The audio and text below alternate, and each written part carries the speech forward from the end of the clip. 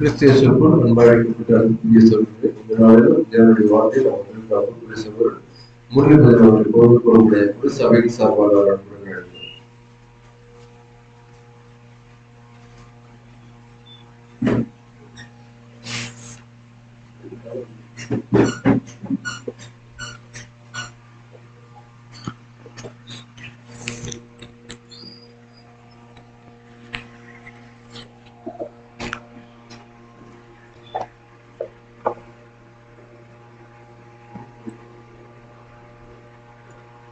கிறிஸ்தேசுவுக்குள் மிகவும் அன்பாக நேசிக்கப்பட்ட அன்புக்குரிய சகோதர சகோதரிகளே, உங்கள் யாவருக்கும் நம்முடைய பிதாவாகிய தேவனாலும் ஆண்டவராகிய இயேசு கிறிஸ்துவின் நாமத்தினாலும் அன்பையும் வாழ்த்துதலையும் தெரிவித்துக் கொள்கிறேன்.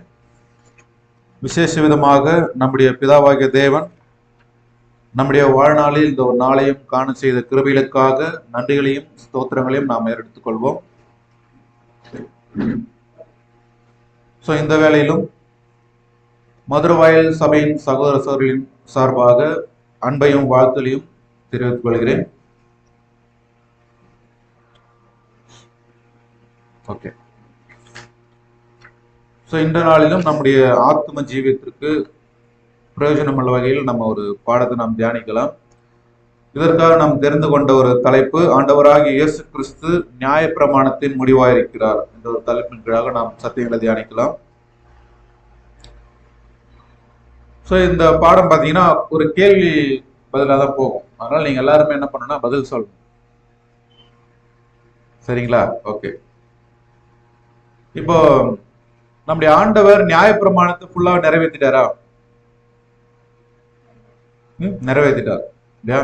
சரி, ரொம்ப மழை வந்ததுனால எல்லாம் நல்லா தூங்கிட்டு தூங்கலையா? மாத பிறப்பு, அதனால ஓகே சரி, எப்படியோ மழையில சேர்ந்துட்டீங்க. அது ரொம்ப தேவனுடைய பார்வையில ஒரு நல்ல காரியம். சரி, இப்ப நம்ம கவனிக்கும் போது பாத்தீங்கன்னா என்ன கேள்வி கேட்டோம்? நியாயப்பிரமாணத்தை நிறைவேற்றிட்டாரா அப்படின்னு கேட்டா என்ன பதில் சொல்லலாம்? நிறைவேற்றிட்டார். சரி, அப்ப நியாயப்பிரமாணத்தினுடைய நோக்கம் என்ன அப்படின்னு சொல்லிட்டு நம்ம என்ன பண்ணலாம்னா ஒரு சில வசனங்களை நம்ம தியானிக்கலாம். தேவன் ஏன் நியாயப்பிரமாணத்தை கொடுத்தாரு இஸ்ரேல் ஜனங்களுக்கு?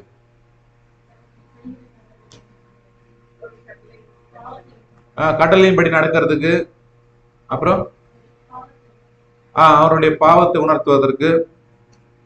மெயினா ஏன் கொடுத்தாரு பார்க்கும்போது நியாயப்பிரமாணத்துல என்ன இருக்குதுன்னா நித்திய ஜீவன் இருக்குது.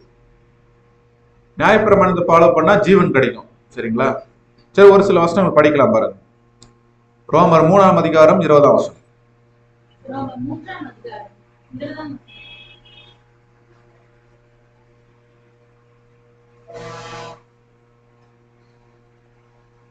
இப்படி இருக்க பாவத்தை அறிகிற அறிவு நியாயப்பிரமாணத்தினால் வருகிறபடியால் எந்த மனுஷனும் நியாயப்பிரமாணத்தின் கிரியைகளினாலே தேவனுக்கு முன்பாக நீதிமானாக்கப்படுகிறது. இப்போ நியாயப்பிரமாணம் எதை உணர்த்துதா?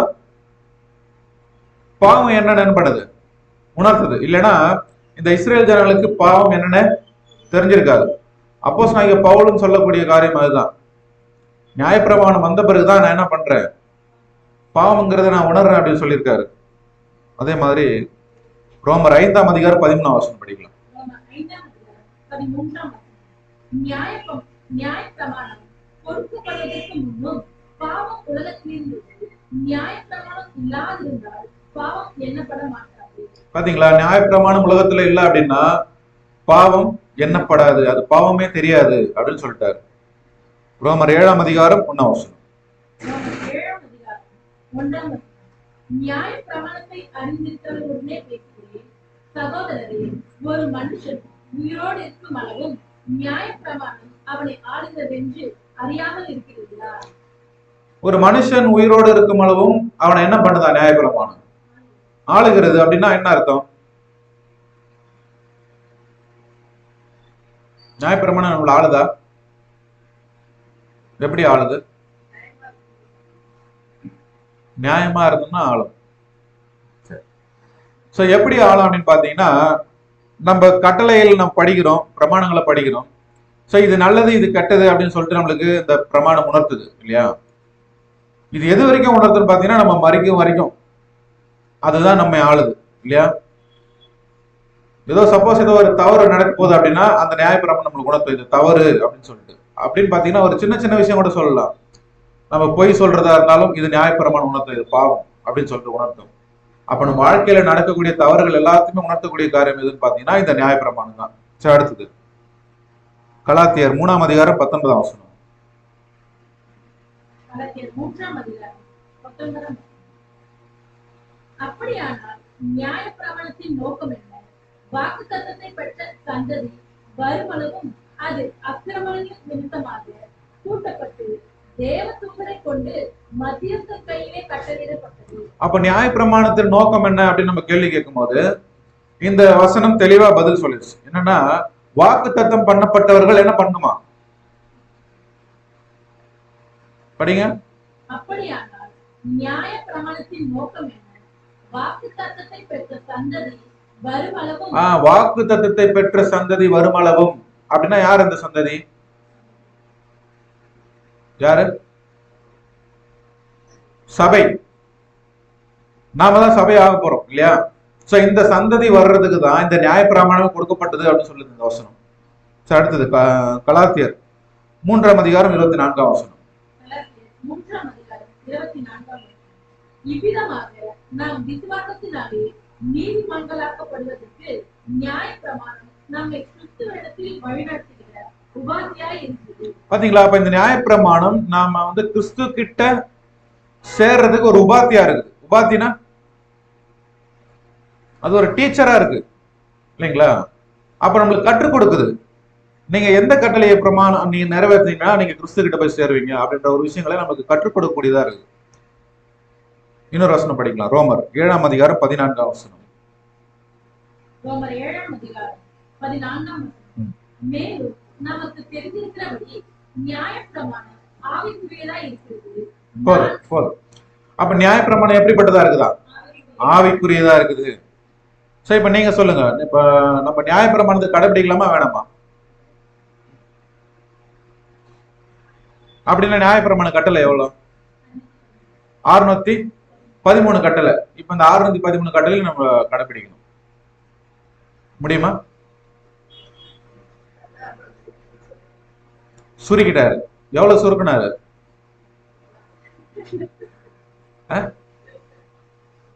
நான் இப்படிதான் ஏதாவது கேட்பேன், நீங்க தவறா நினைச்சு கூடாது, சரிங்களா? எவ்வளவா சுருக்கிட்டாரு நியாயப்பிரமாணத்தை? 10 கட்டளையில சுருக்கிட்டாரா? 12? எவ்வளவு? 2? 2 கட்டளை. என்ன கட்டளை அது?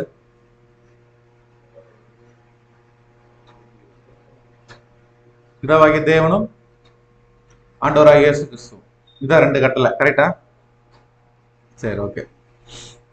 சோ இப்ப நம்ம பார்க்கக்கூடியது பாத்தீங்கன்னா நியாயப்பிரமாணத்து கட்டளை தான் நம்ம கவனிக்க போறோம். இப்போ மொத்தம் 613 கட்டளை. இப்ப இதுல பாத்தீங்கன்னா அதுல செய்யணும் அப்படின்ற கட்டளை பாத்தீங்கன்னா 248 கட்டளை. இதை செய்யக்கூடாது அப்படின்னு சொல்றது 365 கட்டளை. மொத்தம் 613 கட்டளை. சரிங்களா? ஓகே. இப்ப இந்த 613 கட்டளையும் நம்ம ஆண்டவர் நிறைவேற்றினாரா? அதான் பாடமே. நிறைவேற்றிருப்பாரா?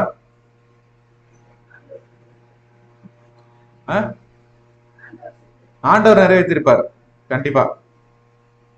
சரி, வசனம் படிக்கலாம். மத்தேயு 5:17.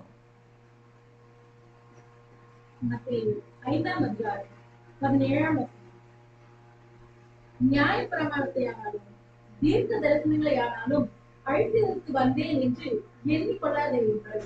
அழிப்பதற்கு அல்ல, நிறைவேற்றுவதற்கே வந்தேன். நிறைவேற்றுவதற்கு வந்தேன் அப்படின்னு சொல்லிட்டார். இன்னொரு வசனம் ரோமர் 10:4. ரோமர் 10:4.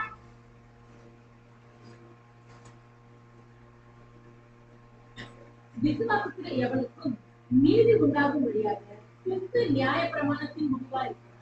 கிறிஸ்து நியாய பிரமாணத்தின் முடிவா இருக்கிறார். தெளிவா நம்ம 2 வசனம் படிச்சிட்டோம். அப்பனா கண்டிப்பா என்ன பண்ணிருப்பாரு? நிறைவேற்றிருப்பார். சோ இப்ப இந்த பாடத்தை நம்ம எப்படி கவனிக்க போறோம்னா, அவர் லிட்டரலா நிறைவேற்றினாரா அப்படின்னு பார்க்க போறது இல்ல. ஆவிக்குரிய ரீதியில எப்படி நிறைவேற்றினாருன்னா பார்க்க போறோம். சரிங்களா? லிட்டரலா நிறைவேற்றினாரான்றதுக்கு நம்ம படிக்கும் போதே தெரிஞ்சிடும் எப்படி நிறைவேற்றிருப்பார் அப்படின்னு சொல்லிட்டு. சோ இப்ப நம்ம பார்க்கக்கூடிய கட்டளை பார்த்தீங்கன்னா ஒரு 5 கட்டளை தான் நம்ம பார்க்க போறோம். இந்த நியாயப்பிரமாணத்துல 613 கட்டளையில இப்ப 5 தான் நம்ம பார்க்க போறோம். மீதி எப்ப பார்க்கலாம்? மீதி நீங்க வீட்டுல போய் படிச்சீங்க. சரியா? ஓகே. அப்ப செய்ய வேண்டியது ஒரு 3 கட்டளை, செய்யக்கூடாது 2 கட்டளை அப்படின்றத நாம் கவனிக்க போறோம். இப்ப முதல் கட்டளை நம்ம படிக்கலாம். முதல் கட்டளைனா நியாயப்பிரமாணத்துல முதல் கட்டளை கிடையாது. இப்ப நம்ம பாடத்துல பார்க்கக்கூடிய ஒரு முதல் கட்டளை என்னன்னா உபாகமம் 22ஆம் அதிகாரம் 8ஆம் வசனம். 22ஆம் அதிகாரம் 8ஆம் வசனம். நீ புது வீட்டை கட்டினால் ஒருவன் உன் மெத்தையிலிருந்து விழுந்ததினாலே நீ இரத்த பழியை உன் வீட்டின் மேல் சுமத்திக் கொள்ளாதபடிக்கு அதற்கு கைப்பிடித்து வரை கட்ட வேண்டும். இப்போ புது வீட்டை கட்டினா ஒருத்தன் அந்த மெத்தையில இருந்து விழாதபடிக்குன்னா என்னது? மெத்தனா என்னது? பெட்டா? மாடியில. ஓகேவா? சோ மாடியில என்ன பண்ணணும் சொல்றாரு? கைப்பிடி சுவர் கட்டணும் அப்படின்னு சொல்லிட்டாரு. கிளியரா? சரி. இப்போ கேள்வி என்னன்னா, இதை நம்ம ஆண்டவர் எப்படி நிறைவேற்றிருப்பாரு? நிறைவேற்றிருப்பாரா? அவர் ஒரு வீடு கட்டி மாடி கட்டி கைப்பிடி சுவர்லாம் வச்சிருப்பாரா?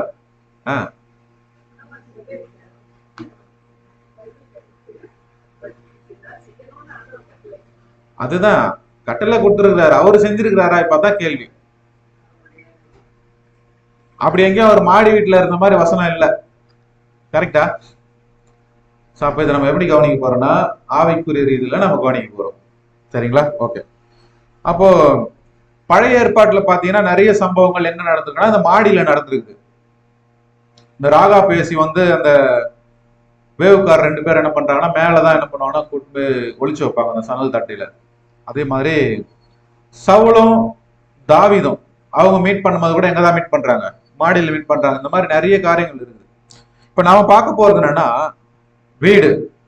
வீட்டுக்கு மேல போறது, அங்க இருந்து கீழே விழாம இருக்கிறது. அப்ப கீழே விழாம இருக்கணும்னா என்ன கட்டிருக்கணும்?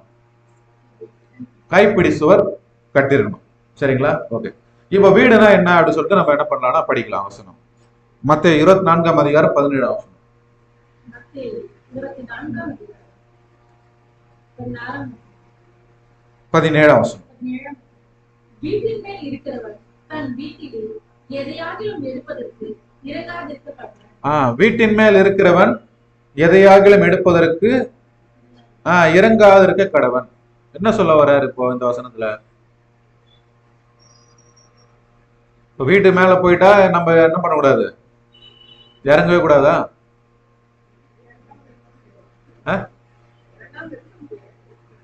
அப்ப என்ன சொல்ல வர்றாரு அதுல? இறங்கக்கூடாதுன்னு சொல்லிட்டாரு. அப்ப மாடி மேலேயே இருக்கலாமா?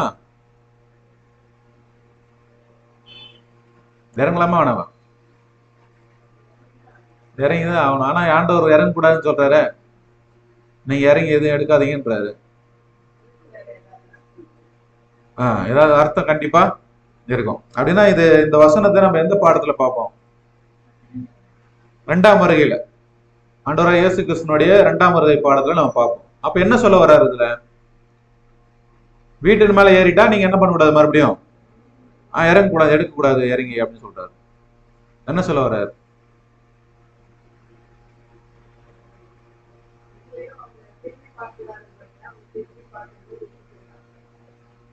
ஓகே, பாயிண்ட்டுக்குள்ள வந்துட்டீங்க. சோ இப்ப வீடுக்கு மேல போறது அப்படின்னு பாத்தீங்கன்னா அவர் எதை குறிக்கிறாருன்னா பரலோக அழைப்பை பத்தி சொல்றாங்க. ஒரு அழைப்புக்குள்ள நீங்க வரீங்க அப்படின்னா நீங்க பூமிக்குரிய காரியத்துக்குள்ள என்ன பண்ணக்கூடாது? மறுபடியும் போகக்கூடாது. அதுதான் நீங்க வீட்டுல இறங்கி மறுபடியும் பொருளை என்ன பண்ணாதீங்க? எடுக்காதீங்க. மேலானவைகளை நாடுங்கள் அப்படின்னு சொல்றாரு இல்லையா? ஓகே. அடுத்தது மத்தேயு 10ஆம் அதிகாரம் 27ஆம் வசனம். மத்தேயு 10ஆம் அதிகாரம் 27ஆம் வசனம். நான் உங்களுக்கு இருளே சொல்லுகிறதை நீங்கள் வெளிச்சத்திலே சொல்லுங்கள், காதிலே கேட்கிறதை நீங்கள் வீடுகளின் மேல் பிரசித்தம் பண்ணுங்கள். வீடுகளின் மேல் பிரசித்தம் பண்ணுங்கள் அப்படின்னு சொல்றாரு. இதெல்லாம் யாருகிட்ட சொல்லிட்டு இருக்காரு? சீஷருங்கிட்ட சொல்லிட்டு இருக்காரு இல்லையா? சோ அப்ப அவங்க என்ன சொல்றாருன்னா, நீங்க வீட்டுக்கு மேல என்ன பண்ணுங்க, வீட்டுக்கு மேல வாங்க அப்படின்னு சொல்றாரு. சோ அப்ப வீடுனா எதை குறிக்குதுன்னு பார்க்கும்போது ஒரு சில வசனங்கள் படிக்கலாம். எபிரேயர் 3ஆம் அதிகாரம் 5ஆம் வசனம். எபிரேயர் 3ஆம் அதிகாரம் 5ஆம் வசனம். சொல்லப்பட போகிற காரியங்களுக்கு சாட்சியாக மோசே பணிவிடைக்காரனாய் அவருடைய வீட்டில் எங்கும் உண்மையுள்ளவனாய் இருந்தார். மோசே அவருடைய வீட்டில் எங்கும் உண்மை உள்ளவராக இருக்கிறார். சோ இப்ப இங்க வீடு அப்படின்னு பார்க்கும்போது இஸ்ரேல் ஜனங்கள் தான் அந்த வீடு. ஏன்னா அவங்க நடுவுல தான் மோசே என்ன பண்ணாருன்னா வேலை செஞ்சார் இல்லையா? அப்படியே நம்ம அதுல இப்ப 6ஆம் வசனம் படிக்கலாம் பாருங்க. எபிரேயர் 3:6. கிறிஸ்துவோ அவருடைய வீட்டிற்கு மேற்பட்டவரான குமாரனாக உண்மையுள்ளவராய் இருக்கிறார். நம்பிக்கையினாலே உண்டாகும் தைரியத்தையும் மேன்மை பாராட்டுதலையும் முடிவு பரியந்தம் உறுதியாய் பற்றிக் கொண்டிருப்போம் ஆகில் நாமே அவருடைய வீடாய் இருக்கிறோம். நாமே அவருடைய வீடா இருக்கும். சோ அப்ப இந்த இடத்துல வீடுன்னு பார்க்கும்போது இஸ்ரேல் ஜனங்களை குறிக்குது. ஆனா அந்த வீட்டுல பாத்தீங்கன்னா அவங்க கிட்ட நிறைய காரியங்கள் இருந்தது. என்ன காரியம்னா தேவையில்லாத காரியங்கள். இந்த காரியத்துல இருந்து தான் நீங்க என்ன பண்ணணும்னா மேல வாங்கன்னு சொல்றாரு. அப்படின்னா அவங்க கிட்ட என்னென்ன காரியங்கள் இருந்தது? பிரமாணத்துக்கு மீறின காரியங்கள் தான் அவங்க கிட்ட இருந்தது. பொருளாசை இருந்தது இல்லையா? களியாட்டம் இருந்தது, விக்கிரக ஆராதனை இருந்தது, பொறாமை இருந்தது, அப்புறம் உலக கவலை இருந்தது, உலக பொருளாசை, முரட்டாட்டம், இந்த மாதிரி நிறைய காரியங்கள் இஸ்ரேல் ஜனம் கிட்ட இருந்தது. இதெல்லாம் மீறி என்ன பண்ணுங்க, நீங்க மேல வாங்க அப்படின்னு கூப்பிடுறாரு. சரிங்களா? சோ இதுல இருந்து நமக்கு என்ன பாடம் அப்படின்னு பார்க்கும்போது, அப்ப நம்ம படிச்ச வசனம் தான் இந்த ஒரு நியாயப்பிரமாணத்தினுடைய கட்டளை தான். என்னன்னா வீடு கட்டுங்க, வீடு கட்டும் போது யாரும் கீழே விடாதபடிக்கு என்ன பண்ணுங்க, கைப்பிடி சுவர் என்ன பண்ணுங்க, கட்டுங்க அப்படின்னு சொல்லிட்டாரு. அப்படின்னா நீங்க செய்ய வேண்டியது செய்யணும்னு சொல்றாரு. புரியுதுங்களா? இந்த கட்டளை பிரகாரமா கைப்பிடி சுவர்னா என்னன்னா, நீங்க செய்ய வேண்டியதை செய்யுங்க, அப்படி இல்லையா என்ன பண்றாங்க, விழுந்துருவாங்க. புரியுதா? இப்ப நம்ம சத்தியத்துக்குள்ள வந்தாச்சு. சத்தியத்துக்குள்ள வந்துட்டு இப்ப மற்ற சகோதரர்களுக்கு நம்ம என்னவா இருக்கணும்னா ஒரு சாட்சியுள்ள வாழ்க்கையை வாழணும். நம்ம என்னவா இருந்துடக்கூடாதுன்னா இடரலா இருந்துடக்கூடாது. அப்ப நம்முடைய வாழ்க்கையை பார்த்தாங்கன்னா என்ன ஆயிடுவாங்க, இடறி போயிடுவாங்க. இதுதான் கைப்பிடி சுவர். இப்போ நம்ம பேசிக்ல சப்ஜெக்ட் கேட்டு வந்திருப்போம் இல்லையா? பேசிக்ல சப்ஜெக்ட் எடுக்கும் போது அந்த சகோதரர்லாம் எப்படி பார்த்திருப்போம் நம்ம? நீங்க எப்படி பாத்தீங்க?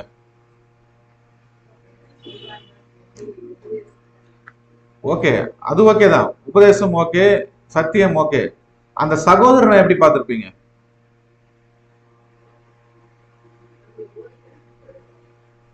ஒரு சகோதரனை எப்படி பார்த்திருப்பாங்க பேசிக்ல எடுக்கும் போதுன்னு பாத்தீங்கன்னா ஒரு கிறிஸ்து மாதிரியே பார்த்திருப்பாங்க. பாத்தீங்களா? அப்போ ஒரு சொல்லிக் கொடுக்கக்கூடிய அந்த ஒரு மெத்தட், ஒரு அன்பாகவும் சத்தியத்தை என்ன பண்ணுங்க, அன்பா சொல்லிக் கொடுங்க. வேற எப்படி சொல்லிக் கொடுத்து அரட்டையா தானே சொல்லிக் கொடுப்பாங்களா? சத்தியத்தை அன்போட தான் என்ன பண்ணுவாங்கன்னா பணிவா சொல்லிக் கொடுப்பாங்க. அப்போ நம்ம ஃபர்ஸ்ட் டைம் அப்படி பார்க்கும்போது சகோதரர்களை கிறிஸ்து மாதிரியே இருக்கிறாங்க, அந்த கிறிஸ்துவின் குணலட்சணம் வெளிப்படுது அப்படின்னு பார்ப்பாங்க. அதுக்கப்புறம் பேப்டிசம் எடுத்துட்டு உள்ள வந்ததுக்கு அப்புறம் கொஞ்ச நாள் கழிச்சு சகோதரனை பாக்குறாங்க, அதே சகோதரனை. இது ஸ்பீக்கர் மட்டும் நான் சொல்லல, சத்தியத்துக்குள்ள இருக்கிற முன்னாடி ஓடக்கூடிய சகோதரர்கள் அவங்க செய்யக்கூடிய வேலைகள் இது எல்லாமே பொறுத்துதான். இது எல்லாத்தையுமே பார்ப்பாங்க. நாளடைவுல என்ன ஆயிடும்னா என்ன ஆயிடும்,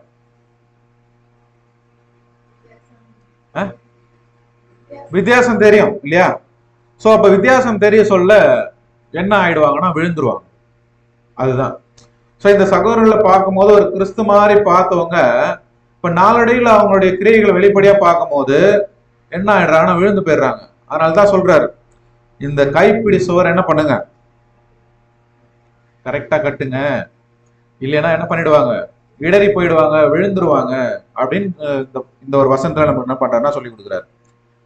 இப்ப நம்ம ஆண்டவரை பார்த்து யாருன்னா இடறி இருந்தாங்களா? யாருக்கு யாருன்னா இடரலா இருந்தார் அவரு? பரிசேயர் சதுசேயர்கள் தான் இடரா இருந்தார்.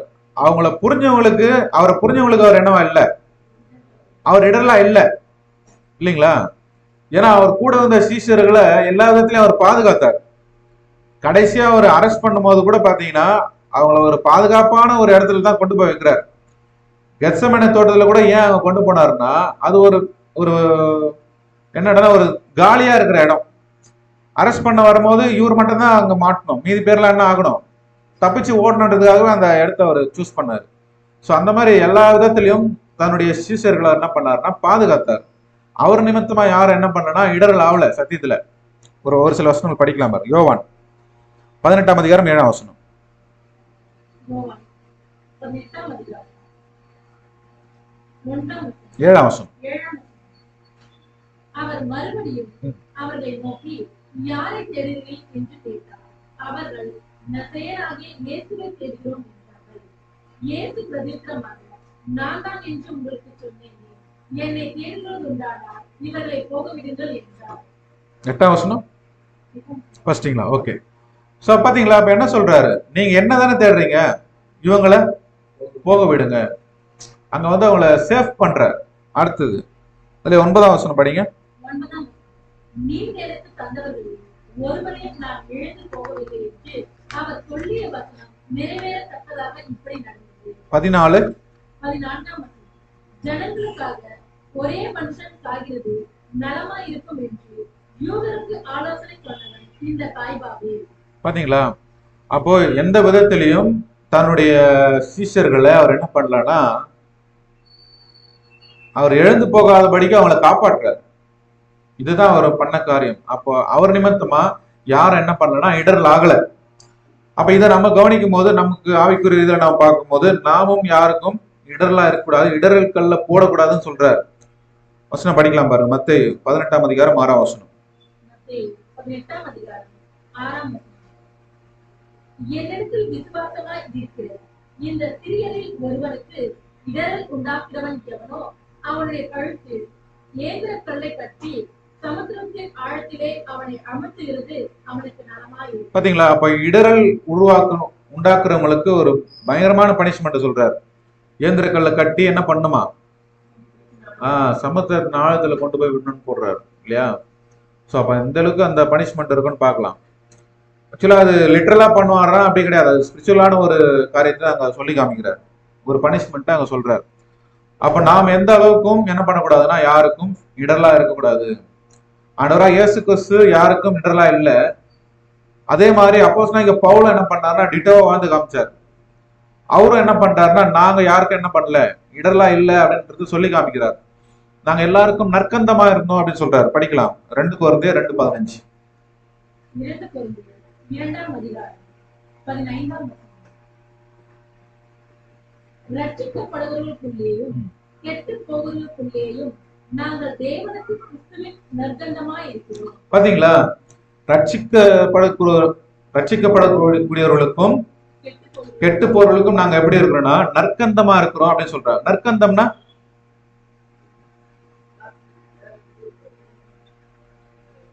இங்கிலீஷ்ல வந்து பர்ஃபியூம்னு இருக்கும், வாசனை வீசக்கூடியவர்கள் இல்லையா? அப்ப அவங்களுடைய கிரியைகள் நிமித்தமா எப்படி இருக்குன்னா இவர்கள் நிமித்தமா தேவனை மகிமைப்படுத்தக்கூடிய ஒரு காரியம். இவங்க யாருக்கும் என்னவா இல்லைன்னா இடரெல்லாம் இல்லை அப்படின்றத அவர் சொல்லி காமிக்கிறார். ஸோ அதே மாதிரி நாமளும் யாருக்கும் இடரலா இருக்கக்கூடாது. இதுல எப்படி இடரல் வரும் அப்படின்னு பாத்தீங்கன்னா நம்ம ஒருத்தர் குற்றவாளிகளா தீர்த்துருவோம். ஸோ அந்த மாதிரி நம்ம யாரையும் என்ன பண்ணிடக்கூடாதுன்னா குற்றவாளிகளா திருத்திடக்கூடாது இல்லைங்களா? ஏன்னா நாமளே ஒரு குற்றவாளி தானே. நாம வந்து பூரணமா இருந்தா கூட மற்றவங்களை என்ன பண்ணக்கூடாது. ஏன்னா நம்ம ஆண்டவர் பரிபூர்ணமா இருந்தோம், அவர் என்ன பண்ணல, யாரையும் குற்றப்படுத்தல. இப்ப நாம என்ன கிடையாதுன்னா நாம் பரிபூர்ணம் கிடையாது. அப்படி இருக்கும்போது மற்றவங்களை நாம் என்ன பண்ணக்கூடாது, குற்றவாளிகளா தீர்க்கக்கூடாது. நம்ம எல்லா விதத்திலும் சகோதர சகோதரிகளுக்கு ஒரு பாதுகாப்பாகவும் இடரல் கல்ல போடாதவங்களா தான் என்ன பண்ணணும் இருக்கணும்ன்றத இந்த ஒரு வசனத்தின் மூலமா நம்ம சொல்லி காமிக்கிறார். அப்ப சகோதர சகோதரிகள் கிட்ட நம்ம நீடிய பொறுமையா இருக்கணும். ஏன்னா தேவனே நம்ம கிட்ட எப்படி இருக்கிறார், நீடிய பொறுமையா இருக்கிறார். படிக்கலாம் 2 பேதுரு 3ஆம் அதிகாரம் 9ஆம் வசனம். 2 பேதுரு 3ஆம் அதிகாரம் 1ஆம் வசனம். 9 வசனம். தாமதிக்கிறார் என்று சிலர் எண்ணுகிறபடி கர்த்தர் தமது வாக்குத்தத்தத்தை குறித்து தாமதமாய் இராமல் ஒருவரும் கெட்டு போகாமல் எல்லாரும் மனம் திரும்ப வேண்டும் என்று விரும்பி நம்மேல் நீடிய பொறுமை உள்ளவராய் இருக்கிறார். பாத்தீங்களா, நம்மேல் நீடிய பொறுமையா இருக்கிறார். அதே மாதிரிதான் நம்மளும் சகோதர சகோதரிகள் அந்த ஒரு விஷயத்துல நீடிய பொறுமையா இருக்கணும்ன்ற ஒரு காரியத்தை நம்ம சொல்லி காமிக்கிறார். ஏன்னா நம்மளுக்கு உப்புக்கு ஒப்பிட்டு வேற பேசுறார். உப்பு வந்து எதையும் என்ன பண்ணாதுன்னா கெட்டுப்போக வைக்காது, அது பாதுகாக்கும். அந்த மாதிரிதான் நாமளும் சகோதர சகோதரிகள் கிட்ட நம்ம ஒரு பாதுகாப்பையும் நம்ம இடர்களையும் போடாதவங்களா இருக்கணும். ஏன்னா இதை நம்முடைய ஆண்டவர் என்ன பண்ணிருக்காருன்னா சொல்லி காமிச்சிருக்கிறார். ஸோ அப்ப அந்த நியாயப்பிரமாணத்தின் கட்டளை பிரகாரமா கைப்பிடி சுவரை என்ன பண்ணணும், கட்டணும், கரெக்டா கட்டணும். அப்படி இல்லைன்னா என்ன ஆயிடுவாங்க, விழுந்துருவாங்க. ஸோ இதுதான் நம்ம பார்த்த முதல் கட்டளை. இப்ப நம்ம இரண்டாவது கட்டளைக்குள்ள நம்ம போலாம். இரண்டாவது கட்டளை என்னன்னா உபாகமம் 22ஆம் அதிகாரம் 6-7 படிக்கலாம்.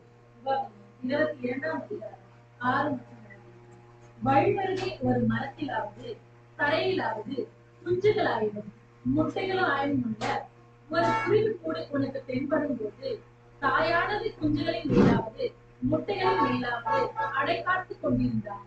நீ குஞ்சுகளோட தாயையும் பிடிக்கலாகாது. தாயை போகவிட்டு குஞ்சுகளை மாத்திரம் எடுத்துக் கொள்ளலாம். அப்பொழுது நீ நன்றாயிருப்பாய், உன் நாட்களும் நீடித்திருக்கும். ஓகே, கவனிக்கிறீங்களா? வசனம் கேட்டீங்களா? உபாகமம் 22ஆம் அதிகாரம் 6-7. சரியா? இப்ப நீங்க படிக்கும் போது கவனிக்கல, மறுபடியும் படிங்க.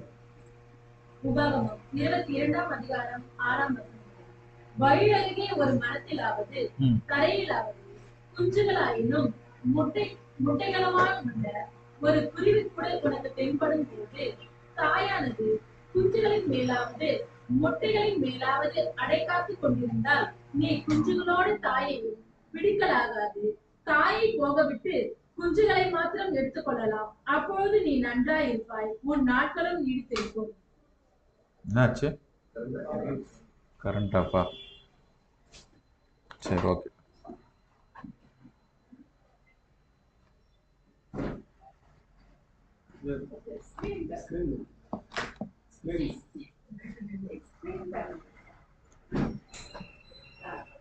கரண்ட் வந்துச்சா? ஜெனரேட்டர் போட்டிருக்காரா?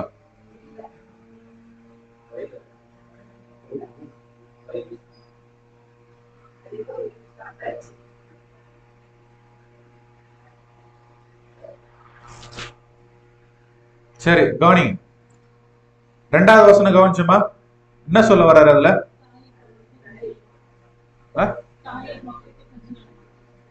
தாயை போக விட்டு குஞ்சுகள் என்ன பண்ணலாம், கொண்டு போயிடலாம் சொல்றாரு. ஏன் தாய் பறவை ஏன் பிடிக்கூடாது? கேள்வி பதில் கேட்டாங்கல்ல வசனம். சரி, தாய் பறவை பிடிச்சிட்டா என்ன ஆயிடும்? ஒரு ஆன்சர் சொன்னாங்க சிஸ்டர். சரி, பிடிச்சா என்ன? இப்போ ஏன் இது கட்டளையா சொல்லியிருக்காரு?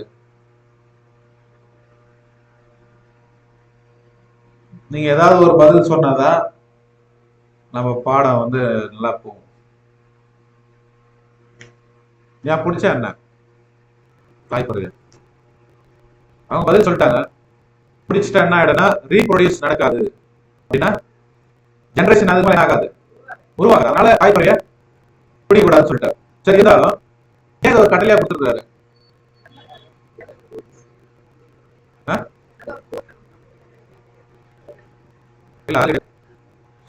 ஏன் இந்த கடலை கொடுத்தாங்க? இஸ்ரேல் ஜனங்களுக்கு பலி செலுத்தக்கூடிய காட்சி. அப்போ எதெல்லாம் பலி செலுத்தினாங்க? ஆடு, மாடு எல்லாமே பலி செலுத்தினாங்க. அது கூட தானி இல்லாத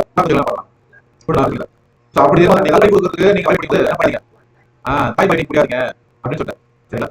ஏன் பார்க்கும்போது அது வந்து ரீப்ரொடியூஸ் பண்ண முடியாது. தாய் பலி கொடுத்தோம். இது மாடு தான் சரி, அவரு பலி அது தாய்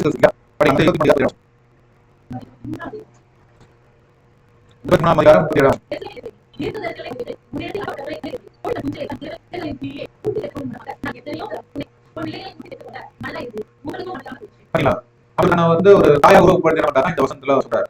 யாரும் ஒரு தாய், ஆனா தாய் பலி என்ன பண்ணிட்டாங்க? ஆனாலும் என்ன பண்ணிட்டாரு? மறுபடியும் அவர் 3 நாள்ல உயிர் திறமை வச்சுட்டார். உயிரினால்தான் மாறி மாறி என்ன சத்தியம் என்ன அதிகமாகுது இல்லையா? தேவனுடைய அதிகமாக தேவ திட்டத்துக்குள்ளாங்க. அப்ப இயேசு கிறிஸ்துவோட உயிர்த்தெழுதல் என்ன இருக்கும்? சோ அப்படி பார்க்கும் இடத்துல சுவிசேஷ ஊழியம் அப்படின்ற ஒரு ஊழியத்தின் மூலமாக சீசர்கள் அதிகமா இருக்கு. சீசர்கள் சத்தியக்குள்ள வராங்க. சோ இப்போ ஒரு வீட்டிலிருந்து சத்திய சொல்லி சபைக்குள்ள சீசர்கள் வந்து குஞ்சுகள் அதிகம் வந்து பார்த்துட்டே இருக்கிறது உலகம் வந்து நாங்க சபையை பார்க்கும்போது என்ன இருக்கு? சபையில இருந்து ஸ்டாண்ட் பிள்ளைகளுக்கு பிரச்சனை தான், இந்த உலகம் பிரச்சனை கொடுத்ததா அந்த மாதிரி டைம்ல சொல்றாருன்னா நான் ஒரு தாய் தேர்வு போன என்ன பண்றேன் கேட்கறேன் அப்படின்னு சொல்லி கேசை யாரும் தாரிமோ ஒரு குதிரை வனாந்தரே அது தாரிமோ கேசை யாரும் தாரிமோ ஏசாயா 66ஆம் அதிகாரம் 13ஆம் வசனம். ஒருவனை அவன் தாய் தேற்றுவது போல் நான் உங்களை தேற்றுவேன், நீங்கள் எருசலேமிலே தேற்றப்படுவீர்கள். பாத்தீங்களா?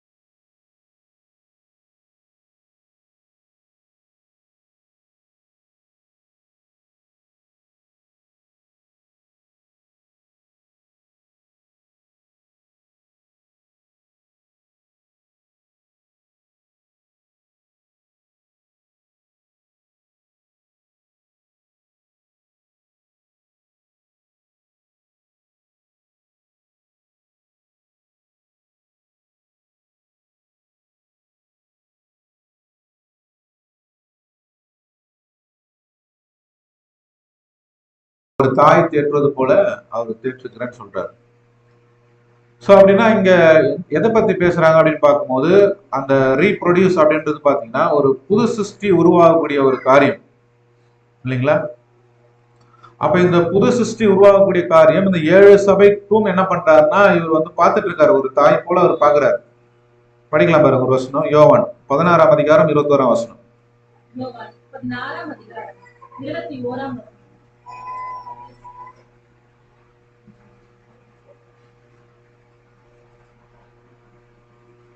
அவளுக்கு பிரசவ காலம் வந்திருக்கும் போது அவள் துக்கம் அடைகிறாள்.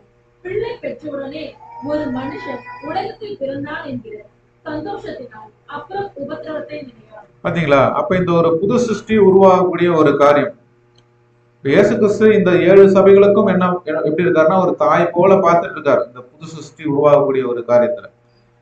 அதே காரியம் தான் இப்ப நமக்கும். புரியுதுங்களா? இப்ப என்ன ஒரு தேவனுடைய திட்டம் அப்படின்னா நாமளும் கிறிஸ்துவ மாறணும், மற்றவங்களையும் கிறிஸ்துவ மாத்தணும். ஸோ அதுக்கு தான் நம்ம நிறைய பப்ளிக் மீட்டிங்லாம் போடுறோம். பிரதர் நம்ம நெப்போலியன் பிரதர் கூட நிறைய பப்ளிக் மீட்டிங்லாம் அரேஞ்ச் பண்றாரு இல்லையா? ஸோ இப்படி அரேஞ்ச் பண்ணும்போது ஒரு 100 பேர் வராங்கன்னு வச்சுங்களேன். இப்போ அடுத்த வாரம் ஃபாலோஅப் கிளாஸ்க்கு நம்ம எப்படி எதிர்பார்ப்போம்? பிரதர் நிற்பார், கேட்லயே நிற்பார். போன வாரம் வந்த மாதிரியே வந்தாங்கன்னா நல்லா இருக்கும். சரி எவ்வளோ ஒரு 30 பேர் 30 பேர் வந்தா நல்லா இருக்கும் அப்படின்னு எதிர்பார்ப்போம். இது அப்படியே படிப்படியா என்ன ஆயிடும். ஆனாலும் நம்ம ஸ்டார்டிங்ல என்ன ஒரு எதிர்பார்ப்போட இருந்தோமோ, எப்படி உங்களை உள்ள கொண்டு வரணும்னு எதிர்பார்ப்போட இருந்தோமோ அதே எதிர்பார்ப்பு கடைசி வரைக்கும் இருக்கும். அது ஒரு எப்படின்னா அந்த புது சிருஷ்டியை நம்ம உருவாக்கக்கூடிய ஒரு காரியம். நாமளும் கிறிஸ்துவ மாறணும், மற்றவங்களையும் கிறிஸ்துவ மாற்றணும். எப்படி ஒரு குழந்தைய பெற்றெடுக்கிறாங்க, அதை எப்படி வளர்க்குறாங்க, அந்த மாதிரிதான் இது ஒரு ப்ராசஸ். அப்ப புது சிருஷ்டி உள்ள நம்மளுக்கு உள்ள அது உருவாகிறதுக்கு நிறைய ஃபுட் நம்மளுக்கு தேவைப்படுது. அது கொடுக்குறாங்களா இல்லையா? நாம கொடுக்குறோமா இல்லைங்களா? 6 நாளும் கொடுக்குறோம் இல்லையா? 7 நாளும் நம்ம கொடுக்குறோம் புது சிருஷ்டிக்கு. ஸோ அந்த மாதிரி ஒரு குழந்தைய எப்படி பெற்று வளர்ப்பாங்களோ அந்த மாதிரி புது சிருஷ்டியை வளர்க்கக்கூடிய ஒரு காரியத்துக்குள்ள நம்ம போகணும். நாமளும் ஒரு தாய் மாதிரி தான் இருக்கணும் அந்த புது சிருஷ்டியை வளர்க்கறதுல. சரிங்களா? அப்ப இது நம்ம 2வது பாயிண்ட்ல, அப்ப தாய் பறவை யாருக்கு அடையாளமா இருக்குதுன்னா ஆண்டவராகிய இயேசு கிறிஸ்துக்கு அந்த குஞ்சுகள் தேவனுடைய பிள்ளைகளை அதை அடையாளப்படுத்திதான் இருக்குது. அப்ப இதுல என்ன ஒரு காரியம் நம்ம படிச்சோம்னா, புது சிருஷ்டி உருவாகக்கூடிய காரியம் ரீப்ரொடியூஸ். தாய் பறவை எப்படி போயிட்டானா ரீப்ரொடியூஸ் ஆகாது. இப்ப நம்மளுக்கு கொடுக்கப்பட்ட வேலைன்னா நாமும் கிறிஸ்துவ மாறணும், மற்றவங்களையும் கிறிஸ்துவ மாற்றக்கூடிய வேலையில தேவன் நமக்கு என்ன பண்றாருன்னா கொடுத்துருக்கிறார். இது 2வது பாயிண்ட். இப்ப 3வது வசனத்துக்குள்ள போலாம். 3வது கட்டளை உபாகமம் 23ஆம் அதிகாரம் 24, 25 படிக்கலாம். 23ஆம் 24. நீ பிறனுடைய திராட்சை தோட்டத்தில் பிரவேசித்தால் உன் ஆசை தீர திராட்சை பழங்களை திருப்தியாக புசிக்கலாம். உன் கூடையிலே ஒன்றும் எடுத்துக்கொண்டு போகக்கூடாது. பிறனுடைய விளைச்சலில் பிரவேசித்தால் உன் கையினால் கதிர்களை கொய்யலாம். நீ அந்த விளைச்சலில் அறிவாலை விடலாம். படிச்சிட்டீங்களா? சோ இப்ப இதுல என்ன புரிஞ்சுக்கிட்டோம் நம்ம? ஒருத்தர் பசியா இருந்தா என்ன பண்ணலாம்? போற வழியில திராட்சை தோட்டம் இருந்ததுன்னா நீங்க நல்லா சாப்பிடலாம். ஆனா என்ன பண்ணக்கூடாது? கையில எடுத்துட்டு வரக்கூடாதா? எடுத்துட்டு வரக்கூடாது. சரியா? சோ தேவன் வந்து பாத்தீங்கன்னா ரொம்ப ஒரு இரக்கமான ஒரு சூழ்நிலை தான் இந்த மாதிரி கட்டளை எல்லாம் கொடுத்தாரு. நியாயமான ஒரு பிரமாணம். ஒருத்தர் பசியா இருக்கும் போது அவங்க என்ன பண்ணலாம்? பக்கத்து யார் வீட்டு தோட்டமா இருந்தாலும் போய் சாப்பிடலாம் அப்படின்ற ஒரு கட்டளை அவர் கொடுத்தாரு. அதே சமயத்துல நீங்க நல்லா சாப்பிடலாம், ஆனா அதை வந்து கொண்டு வரக்கூடாது அப்படின்னு சொல்லிட்டாரு. இப்ப இதை வந்து நம்முடைய ஆண்டவர் எப்படி நிறைவேற்றிருப்பார்? நிறைவேற்றிருப்பாரா? அதை எப்படி நிறைவேற்றிருப்பார்? நானே சொல்லிடுவா? நான் சொல்றதுக்கு தான் வந்துருக்கேன். சரி, இது வந்து லிட்டரலாவே அவங்க லைஃப்ல ஒரு டைம் நிறைவேறுச்சு. என்னன்னு பார்க்கும்போது அவங்க சீஷர்கள் கூட இருக்கும்போது அந்த பயிர்கள் என்ன பண்ணுவாங்கன்னா கொய்து சாப்பிடுவாங்க. அது யாரு நிலமோ தெரியாது, ஆனால் என்ன பண்றாங்க? கொய்து சாப்பிடுறாங்க. படிக்கலாம். மத்தேயு 12ஆம் அதிகாரம் 2ஆம் வசனம்.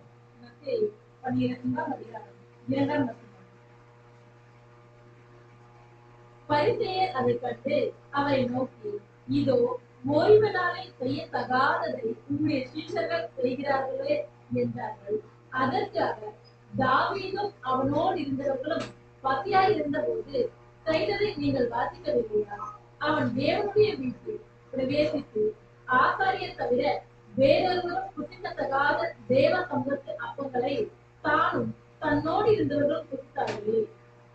படிங்க. அன்றியும் ஓய்வு நாட்களில் ஆசாரியர்கள் தேவாலயத்தில் ஓய்ந்திராமல் ஓய்வு நாளில் வேலை நாளாக்கினாலும் குற்றமில்லாதிருக்கிறார்கள் என்று நீங்கள் வேதத்தில் வாசிக்கவில்லையா? தேவாலயத்திலும் பெரியவர் இங்கே இருக்கிறார் என்று உங்களுக்கு சொல்லுகிறேன் என்றார். ஓகே. சோ இங்க சீஷர்கள் அதை கொய்து சாப்பிடும் போது பரிசேயர் இங்க கேள்வி கேட்கிறாங்க, உங்க சீஷர்கள் செய்யறது சரியா அப்படின்னு கேட்கிறாங்க. அதுக்குதான் கரெக்டான ஒரு ஆன்சர் சொல்றாரு.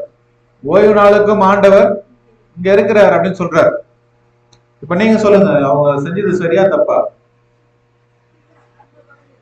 சரிதான். ஏன்னா நியாயப்பிரமாண கட்டளையிலே கொடுக்கப்பட்டிருது. ஆனா இவங்க என்ன பண்ணிட்டாங்கன்னா ஓய்வு நாள்ல பண்ணிட்டாங்க. ஆனாலும் ஆண்டவர் கரெக்டான ஒரு பதில சொல்லிட்டார். இதுல ஒரு இன்ஃபர்மேஷன் தான் என்னன்னா, ஓய்வு நாளை குறிச்சு ரொம்ப வைராக்கியமா யார் இருக்காங்கன்னா இந்த பரிசேயரும் சரிசேயரும் இருக்கிறாங்க. இப்ப நமக்கு எது ஓய்வு நாள்?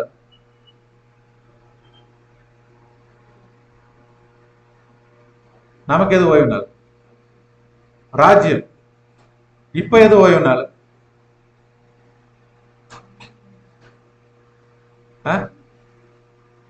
நாம் கூடக்கூடிய நாள் எல்லாமே ஓய்வு நாள் தான். பர்டிகுலரா சண்டே இல்லையா? இப்ப சண்டே இந்த ஆராதனைக்கு நாம எத்தனை பேர் முக்கியத்துவம் கொடுக்குறோம்? புரியுதுங்களா? பாயிண்ட் புரியுதா? ஏன்னா அந்த டைம்ல இந்த பரிசேயரே வைராக்கியமா இருந்திருக்கிறாங்க ஓய்வு நாளை குறிச்சு. நாம உண்மையான சத்தியத்தை தெரிஞ்ச நாம சண்டேஸ்ல ஆராதனைக்கு வருமா இல்ல நம்ம சுய வேலைகள் நம்ம செய்யறோமான்றதை நம்ம யோசிச்சு பார்க்கணும். ஏன்னா இதை எதுக்காக நம்ம சொல்றோம்னா, பாபிலோன்ல இருக்கும் போது சண்டேஸ்லாம் எங்கேயும் என்ன பண்ணிருக்க மாட்டோம், போயிருக்கவே மாட்டோம். வேலைக்கோ இல்ல ஏதோ ஒரு ஃபங்க்ஷனுக்கோ எங்கேயுமே போயிருக்க மாட்டோம். ஆராதனை போயிட்டு தான் எங்கனாலும். கரெக்டா? ஆனா இப்ப எப்படி ஆயிடுச்சுன்னா, வேலைக்கு போயிட்டு தான் ஆராதனை. சரி விடுங்க, ஆன்லைன்ல என்ன பண்ணலாம், ஆன்லைன் ஈஸியா வந்துச்சு. இப்போ நம்ம எங்கன்னா வேலைக்கு போயிட்டு கூட உட்காந்து என்ன பண்ணலாம், ஆன்லைன்லயே பார்க்கலாம் அப்படின்ற ஒரு டெக்னாலஜிக்குள்ள வந்துட்டாங்க எல்லாருமே. புரியுதுங்களா? அப்ப அந்த ஓய்வு நாள்ன்றத நம்ம என்ன பண்ணணும்னா, தேவனை ஆராதிக்கிறதுக்கு தான் அந்த ஒரு நாள், அது அவருக்கு கொடுக்கணும் இல்லைங்களா? மற்ற நாளே நம்ம கொடுக்குறோம். பர்டிகுலரா ஒரு சபையா கூடி நம்ம வந்து ஆராதிக்கிறதுக்கு இந்த ஒரு சண்டே நம்மளுக்கு முக்கியமான ஒரு நாள் இல்லையா? அதையும் நம்முடைய லைஃப்ல என்ன பண்ணிடக்கூடாதுன்னா நம்ம மிஸ் பண்ணிடக்கூடாது அப்படின்றத ஜஸ்ட் ஒரு இன்ஃபர்மேஷன். இப்போ என்ன பண்ணலாம்னா, இந்த வசனத்துடைய ஆவிக்குரிய அர்த்தத்துக்குள்ள நம்ம போலாம். படிக்கலாம் பாருங்க. ஸோ இதுல கவனிக்கக்கூடியது என்னன்னா, சாப்பிடலாம் ஆனா என்ன பண்ணக்கூடாது, எடுத்துட்டு போக கூடாது. இதான். அப்ப இதுல என்ன கண்டுபிடிக்கிறோம்னா, சாப்பிடுறதுனா என்ன, எடுத்துட்டு போறதுனா என்ன, இதை ஆண்டவர் எப்படி நிறைவேற்றிருப்பாரு தான் கேள்வி.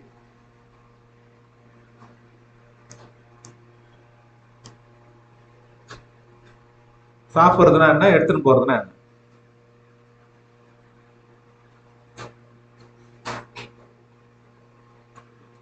நம்ம லிட்டரலா சொல்லல, ஸ்பிரிச்சுவலா தான் கனெக்ட் பண்ணிட்டு இருக்கோம். இப்போ ஸ்பிரிச்சுவலா இதை எப்படி நம்ம ஆண்டவர் நிறைவேற்றிருப்பார் அப்படி யோசிச்சு பாருங்க. சாப்பிடுறதுனா என்ன?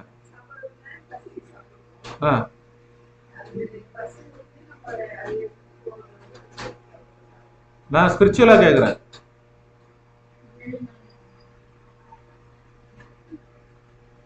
சொல்லுங்க. ஆமா, இது ஆண்டவருக்கு நம்ம எப்படி கம்பேர் பண்றோம்னா, நம்முடைய ஆண்டவர் நல்லா சாப்பிட்டாரா? சாப்பாடு கேட்கல, தேவனுடைய திட்டத்துல அவருடைய வார்த்தைகளை கேட்டாரா? சாப்பிட்டாரா? தன்னுடைய சுய சித்தமா என்ன பண்ணல, அவரு எதையுமே செய்யல. எல்லாத்தையுமே தேவன்கிட்ட கேட்டு கேட்டுதான் என்ன பண்றாரு, கேட்டார் இல்லையா? அதுதான் மத்திய 6ஆம் அதிகாரத்துல கூட நம்ம படிக்கிறோம், 11ஆம் வசனம். எங்களுக்கு ஆகாரம் என்ன பண்ணணும், டெய்லி கிடைக்கணும்னு கேட்கிறாரு இல்லையா? ஸோ அந்த மாதிரி தேவன் கிட்ட அவர் டெய்லியுமே கேட்டாரு, நைட்லயும் கேட்டாரு, எப்பயுமே கேட்டு கேட்டு என்ன பண்ணாருன்னா அவர் செஞ்சார். இதுதான் சாப்பிடுறது. சரி, எடுத்துன்னு போறதுன்னா சேர்த்து வைக்கிறதா? சரி, ஒரு வசனம் படிக்கலாம். நீதிமொழிகள் 23:23.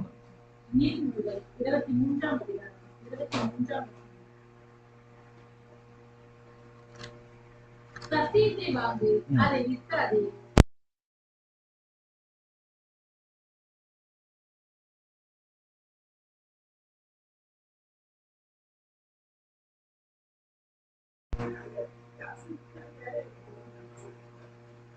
சரி, இப்போ இந்த வசனத்தை நம்ம யாருக்கு சொல்லுவோம்?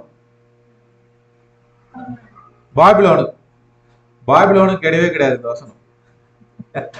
எல்லா வசனமும் நமக்கு தான்.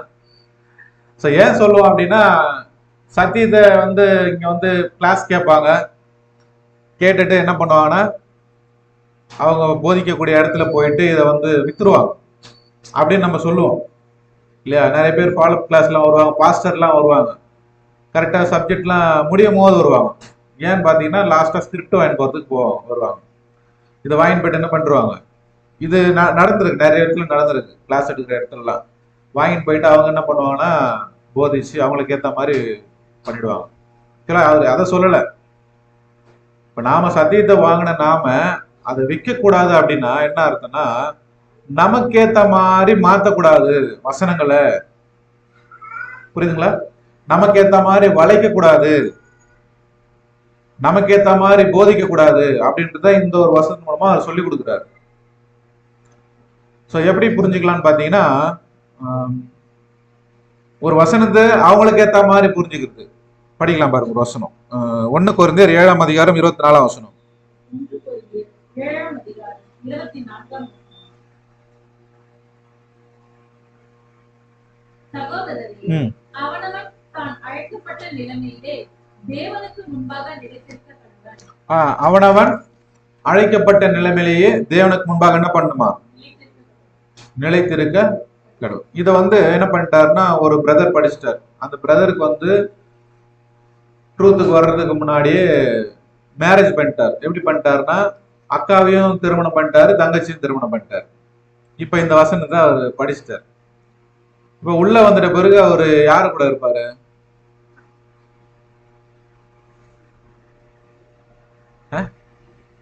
நான் அழைக்கப்பட்ட நிலைமையில என்ன பண்றேன், இருந்துக்கிறேன் அப்படின்னு சொல்லுவாரா? இதுதான் புரிந்து கொள்ளுதல். நமக்கு ஏத்த மாதிரி என்ன பண்றது, மாத்திக்கிறது, வளர்ச்சிக்கிறது வசனத்தை.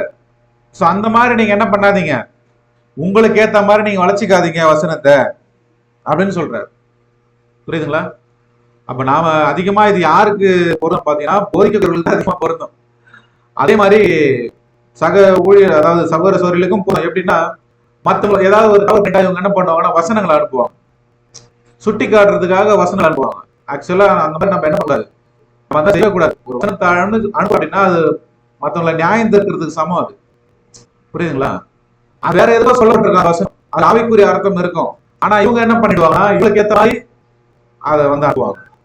அது மாதிரி தங்களுக்கு ஏத்த மாதிரி வளர்க்கிறது. நான் இதுதான் நான் சொல்ல போறேன், இதுக்கு அர்த்தம் இதை தான் சொல்ல போறேன்னு சொல்லி அந்த வசனம் வேற சரியத்தை சொல்லுவாங்க. இவங்க என்ன பண்ணிடுவாங்க, தங்களுக்கு ஏற்ற மாதிரி சொல்லுவாங்க. சோ அந்த மாதிரி சொல்லக்கூடாது அப்படின்றத இங்க சொல்றாரு. படிக்கலாம். எபேசியர் 4ஆம் அதிகாரம் 28ஆம் வசனம்.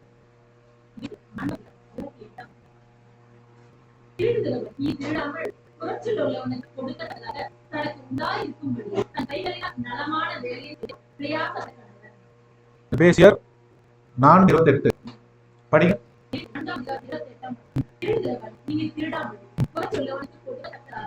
போதும். திருடுறவன் திருடாமல் குறைச்சலவனுக்கு என்ன பண்ணணும், கொடுக்கணும் அப்படின்னு சொல்றாரு இல்லையா? சோ இந்த வசனத்தின் பிரகாரம் நம்ம பார்க்கும்போது நம்முடைய ஆண்டவர் இது எப்படி ஸ்பிரிச்சுவலா அனுசரிப்பாருன்னா, அனுசரிச்சுப்பாரு பார்த்தீங்கன்னா, அவர் சாப்பிட்டது தேவனுடைய சத்தியங்களை சாப்பிட்டார். விக்கல அப்படின்றது நம்ம எதை பார்த்தோம்னா, தனக்கு ஏற்ற மாதிரி எது என்னோட யூஸ் பண்ணிக்கல, தன்னுடைய பேருக்கு ஏற்ற மாதிரி பிரஸ்தாபத்துக்கு எதுவுமே அவர் என்ன பண்ணா செய்யல அப்படின்றத நம்ம கவனிச்சோம். இதுதான் விக்கிறது. அதை அவர் என்ன பண்ணல, செய்யல. அதே மாதிரி அப்போஸ்தலனாகிய பவுலும் இங்க நம்ம கொண்டு வரும்போது நிறைய விஷயங்களை பண்ணிட்டார். படிக்கலாம். 1 கொரிந்தியர் 11ஆம் வசனம். நாங்கள் உங்களுக்கு நாடு நன்மைகளை விதைத்திருக்க உங்கள் சரீர நன்மைகளை அறுத்தால் அது பெரிய காரியம். 12 உங்களிடத்திலே இந்த அதிகாரத்தை செலுத்தினால் அவர்களிலும் நாங்கள் அதிகமாய் இருக்கலாம் அல்லவா? கிறிஸ்துவின் சுவிசேஷத்திற்கு யாதொரு தடையும் உண்டாகாதபடிக்கு நாங்கள் இந்த அதிகாரத்தை செலுத்தாமல் எல்லா பாடும் படுகிறோம். பாத்தீங்களா? தெளிவா சொல்லிட்டாரு அப்போஸ்தலன் பவுல்.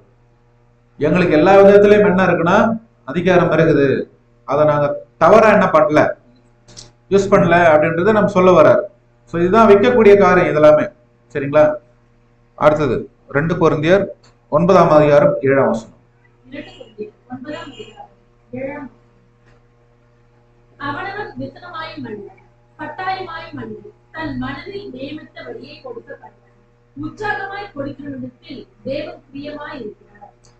சோ இது எதை பத்தி சொல்லுது? காணிக்கை போடுறத பத்தி சொல்லுதா? தேவனுக்கு முழுமையான அந்த அர்ப்பணிப்பை குறிச்சு என்ன பண்ணுதுன்னா இது சொல்லி காமிக்குது இல்லைங்களா? அப்போ சத்தியத்தை வாங்கு, நீ என்ன பண்ணாத, விற்காத. நீ சத்தியத்தின்படி என்ன பண்ணனா மனப்பூர்வமா உன்னை அர்ப்பணிச்சு காட்டு அப்படின்ற ஒரு காரியத்தை இந்த ஒரு வசனத்தின் மூலமா நம்ம தெரிஞ்சுக்கிறோம். அப்ப நம்ம ஆண்டவர் இதை ஸ்பிரிச்சுவலா என்ன பண்ணிருக்காருன்னா அவர் நிறைவேற்றிருக்கிறார். சரிங்களா? அடுத்து எத்தனை பார்த்திருக்கோம்? இப்போ 3 பார்த்திருக்கிறோம் இல்லையா? இன்னும் எத்தனை பார்க்கணும்? 2 பார்க்கணும். அடுத்து பார்க்கலாம் பாருங்க. உபாகம் 22ஆம் அதிகாரம் 11ஆம் வசனம். 22ஆம் அதிகாரம் 11ஆம் வசனம். ஆட்டு மயிரும் பஞ்சு நூலும் கலந்த வஸ்திரத்தை உடுத்திக் கொண்டாயாக. அவ்வளவுதான், முடிஞ்சிச்சா? படிங்க. ஆட்டு மயிரும் பஞ்சு நூலும் கலந்த வஸ்திரத்தை உடுத்திக் கொள்ளாயாக. நீ தரித்துக் கொள்ளுகிற உன் மேற்பட்டின் 4 ஓரங்களிலும். சரி, ஓகே. அடுத்தது லேவியராகமம் 19:19 படிங்க. லேவியராகமம் 19:19. என் கட்டளைகளை கைக்கொள்வீர்களாக. உன் மிருக ஜீவன்களை வேறு ஜாதியோடு பொழிய விடாயாக. உன் வயலிலே வெவ்வேறு வகையான விதைகளை கலந்து விதையாக. கடல் நூலும் கம்பளி நூலும் கலந்த வஸ்திரத்தை உடுத்தாதிருப்பாயாக. ஓகே. சோ இங்க என்ன சொல்ல வர்றாரு? கம்பளி நூலும் சணல் நூலும் சேர்த்த ட்ரெஸ் நீங்க என்ன பண்ணக்கூடாது? ஏன் உடுத்தக்கூடாது? என்ன ஆகும்?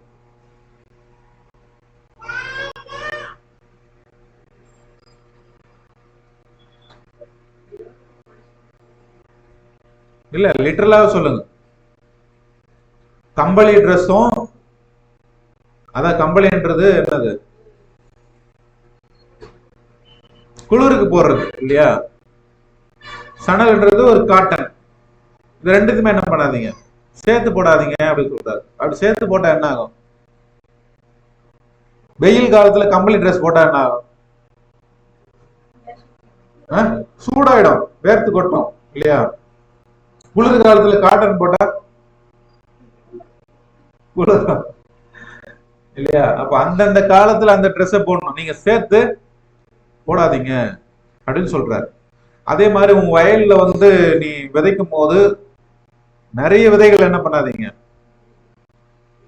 விதைக்காதீங்கன்னு சொல்றாரு. இப்ப நம்ம தோட்டத்துல என்னென்ன விதைப்போம்? நம்ம தக்காளி, பப்பாளி, வெண்டைக்காய், கத்திரிக்காய், சுண்டைக்காய், இது எல்லாத்துமே நம்ம போடுவோம் இல்லையா? ஆனா வயல்ல வரும்போது அந்த மாதிரி விதைப்பாங்களா? விதைச்சா என்ன ஆகும்?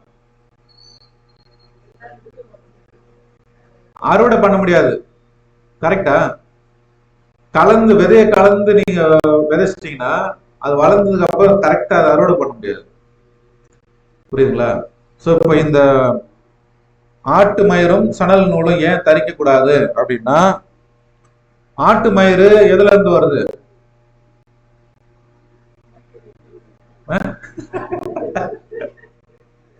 ஆட்டுல இருந்தா வரும். அதுக்கே நீங்க திரு மூச்சிங்கன்னா என்ன பண்றது? சரி, ஆட்டு மயிறு ஆட்டுல இருந்து வருது. சணல் நூல் எதுல இருந்து வருது?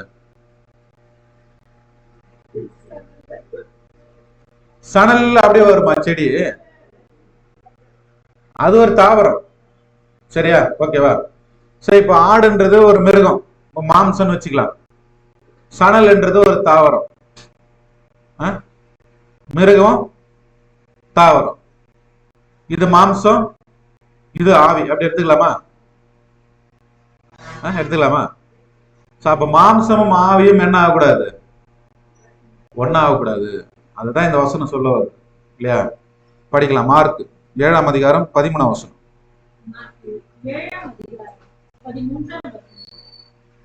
நீங்கள் போதித்த உங்கள் பாரம்பரியத்தின் தேவ வசனத்தை அவமாக்குகிறீர்கள். இது போலவே நீங்கள் மற்றும் அநேக காரியங்களை செய்கிறீர்கள் என்று சொன்னார். சோ இது பாரம்பரியம் அப்படின்னு ஒரு வார்த்தை அங்க மென்ஷன் பண்றாரு. சரியா?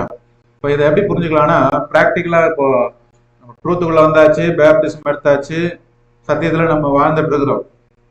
இப்படி வாழ்ந்துட்டு இருக்கும்போது பாபிலோன்ல இருந்து மீட்டிங்ஸ் எல்லாம் கூப்பிடுவாங்க. போயிருக்கிறீங்களா?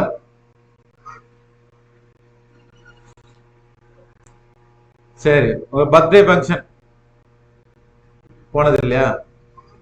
சரி, டெத்துக்கு போறோம், போயிருக்கிறீங்களா? சரி, இப்ப அவங்க ப்ரேயர் பண்றாங்க. திடீர்னு நம்ம என்ன பண்ணிடுவோம்? அவங்க ஆமேன்னு சொல்றாங்க, நம்மளும் சொல்லிட்டீங்க. அப்படி சொல்லக்கூடாது. இதுக்குதான் கேட்டேன் நான். அவங்க என்ன விசுவாசத்துல சொல்றாங்க பிரேயர்? என்ன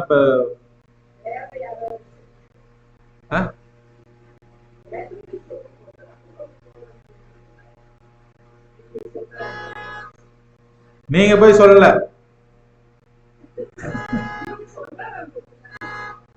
ஆக்சுவலா பாபிலோன்ன்றது பெயர் சபையர் சொல்றோம் இல்லைங்களா? அவங்க பிரேயர் பண்றாங்க. அவங்களுடைய விசுவாசம் என்னன்னா, மூன்று தெய்வ கொள்கை விசுவாசம் திருத்தம் தான் அவன் விசுவாசம்.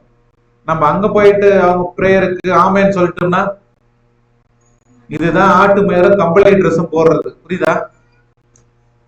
மாம்சமும் ஆவியும் அங்க ஒன்னா இருக்கு. அதான் இந்த பாரம்பரியத்துல போய் அங்க மிங்கிள் ஆயிருது அப்படின்னு நம்ம படிச்ச மார்க்ல. சரி, ஒரு வசனம் படிக்கலாம் பாருங்க. 2 கொரிந்தியர் 6:14. 2 கொரிந்தியர் 6:14. அந்நிய நுகத்திலே அவிசுவாசிகளுடன் பிணைக்கப்படாதிருப்பீர்களாக. அந்நிய நுகத்திலே அவிசுவாசிகளுடன் பிணைக்கப்படாதிருப்பீர்களாக அப்படின்னு என்ன அர்த்தம்?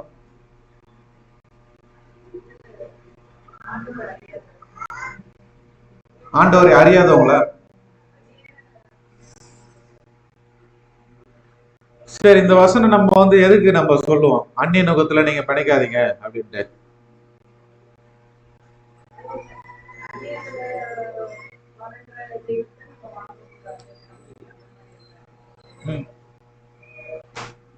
எதுக்கு சொல்லுவோம்?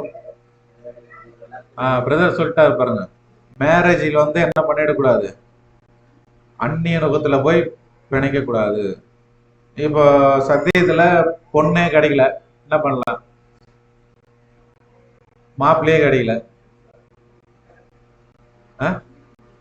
இப்ப கடக்கூடாது. ஓகே தான், வசனம் தெளிவா சொல்லிச்சு. அந்நியன் இப்ப கிடைக்கல, பொண்ணும் கிடைக்கல, பையனும் கிடைக்கல, என்ன பண்ணலாம்?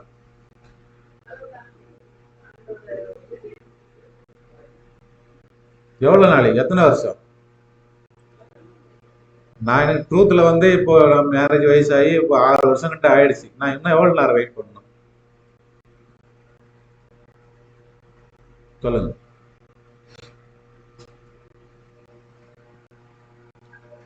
நீங்களும் பண்ணுவீங்கன்ட்டு நான் வெயிட் பண்ணிட்டு இருக்கிறேன். நீங்களும் பண்ணி வைக்க மாட்டேன்றீங்க. நான் என்ன பண்றது இப்போ?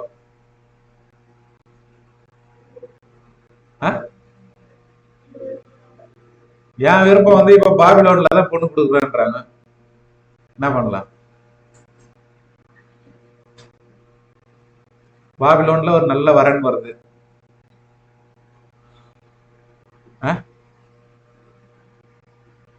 ஆனா ஒரு ஐடியா இருக்கு. வேணா அவங்களுக்கு ஒரு ட்ரூத் சொல்லி கொடுத்துட்டு என்ன பண்ணலாம், கொண்டு வந்துடலாமா? இதுதான் நம்மளுக்கு எந்த மாதிரி எல்லாத்தையும் என்ன பண்ணிக்கிறது, செஞ்சுக்கிறது. ஆக்சுவலா இது மாதிரி பண்ணக்கூடாதுன்னு தான் அந்த வசனமா சொல்லியிருக்காரு. அந்நிய நுகத்துல அவிசுவாசிகளோட பிணைக்காதிருப்பீர்களாக. ஆக்சுவலா சபைகள்ல இப்ப அதிகமா இதான் நடக்குது. பொண்ணு கிடைக்கல, பையனும் கிடைக்கல, நான் என்ன பண்றது, எவ்வளவு நாள் வெயிட் பண்றது? நான் போயிட்டு மேரேஜ் பண்ணிட்டு வந்துடுறேன். இல்லைன்னா அவங்களுக்கு சத்தியத்தை சொல்லி கொடுத்துட்டு நான் அவங்க என்ன பண்றேன், மேரேஜ் பண்ணிக்கிறேன். நாமளும் அந்த கல்யாணத்துக்கு போயிட்டு சாப்பிட்டு விழாவை சிறப்பிச்சுட்டு வந்துருவோம். சரியா? சோ அந்த மாதிரிலாம் பண்ணக்கூடாதுன்னு சொல்லியிருக்காரு. சரி, இப்ப அந்நிய நுகத்துல பிணைஞ்சா என்ன தப்பு, என்ன நடக்கும்?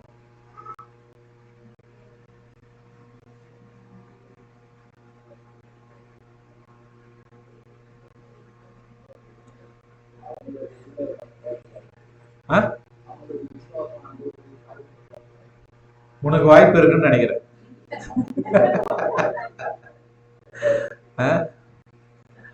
அந்த மாதிரி போகக்கூடாது. எப்படின்னா, சாலமோன் விழுந்ததுக்கு காரணமா எந்த சாலமோன்? அவர் விழுந்ததுக்கு காரணமே அந்நிய ஸ்திரீகள் தான். அவர் திருமணம் பண்ணதுனால்தான் தேவனை வழி விலக வச்சு செய்தாங்க அவங்க, தேவனை விட்டு. அந்த மாதிரி இவங்க ஒரு பையனோ பொண்ணோ யாரா இருந்தாலும் அந்நிய நுகத்துல இருந்து வருவாங்க. நம்மள சத்தியத்துல இருந்து வெளியே கொண்டு போறதுக்கு அதிக வாய்ப்புகள் இருக்கு. அதனாலதான் அதிகமா இந்த வசனங்களை ஸ்ட்ரெஸ் பண்ணி சொல்றாரு தேவன். இப்ப திருமணம் மட்டும் கிடையாது, எல்லாமே தான். நாம் அந்நிய நுகத்துல சத்தியத்தை விட்டுட்டு நம்ம எதுல போய் நுழைஞ்சாலும் அது அந்நிய நுகம் தான். இது எல்லாருக்குமே பொருந்தும். சரிங்களா? ஓகே. சோ இந்த வசனத்தின் பிரகாரம் நம்முடைய ஆண்டவர் எந்த விதத்துல என்ன பண்ணல,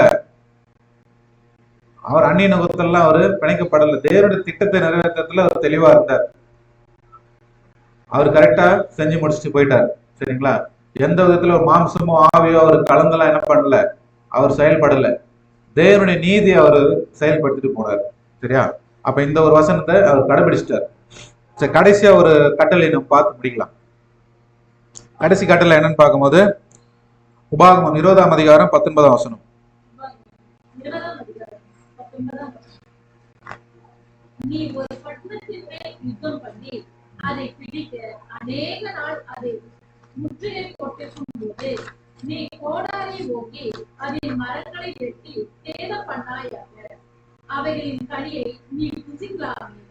ஆகையால் உனக்கு பட்டணத்திற்கு உதவும் என்று அவைகளை வெட்டாயாக. வெளியின் விருட்சங்கள் மனுஷனுடைய ஜீவனுக்கு. சரி, போதும். சோ இப்போ என்ன சொல்ல வர்றாருன்னா, இந்த ஒரு வசனத்து மூலமா முற்றுகை போட்ட பிறகு கனி தரும் மரங்களை வெட்டக்கூடாது, இதுதான் கட்டளை. அப்படின்னா என்னது? முற்றுகை போடுறதுன்னா என்னது?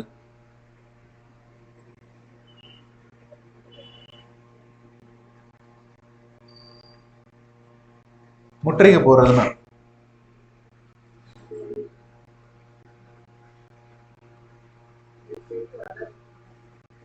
செடி வளருது, அப்புறம் மரமாகும், அப்புறம் என்ன?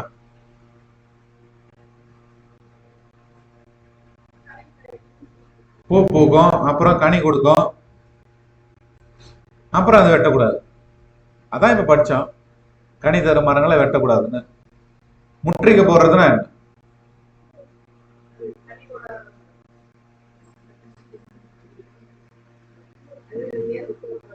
சரி, கனி தரும் மரங்களை விட்டுருங்க, முற்றுகை போறதுன்னா என்னது?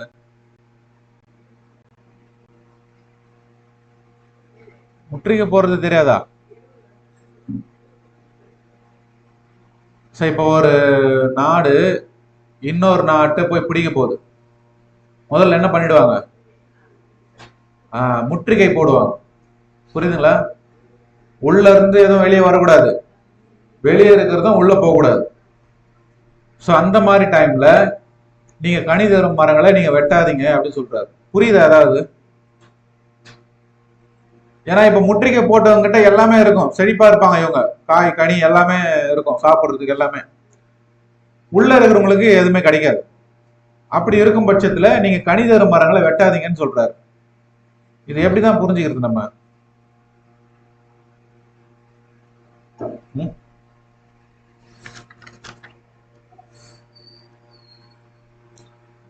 ஒரு எக்ஸாம்பிள் சொல்றேன் பாருங்க. எப்படின்னா, இப்போ நியாயப்பிரமாணத்தின்படி ஒரு கணவன் மனைவி இருக்கிறாங்க. மனைவி வந்து கணவனுக்கு ஒரு துரோகம் மாதிரி செஞ்சுட்டாங்க, அவங்க நடத்தையில ஒரு தவறு இவர் பார்த்துட்டார், சந்தேகப்பட்டார். அப்போ இவர் ஆசாரியன் கிட்ட கொண்டு போயிட்டு என்ன பண்ணுவார்னா, ஆசாரியன் ஒரு சொம்புல சாம்பல் போட்டு தண்ணியை கொடுப்பார். அது அந்த ஸ்திரீ குடிச்சாங்கன்னா என்ன ஆகும்? அவங்க தவறு செஞ்சிருந்தா வயிறு வீங்கிடும். அப்படி தவறு செய்யல அப்படின்னா வயிறு வீங்காது. சரியா? இது நியாயப்பிரமாணத்தினுடைய கட்டளை. இது யாருக்கு மட்டும்தான்?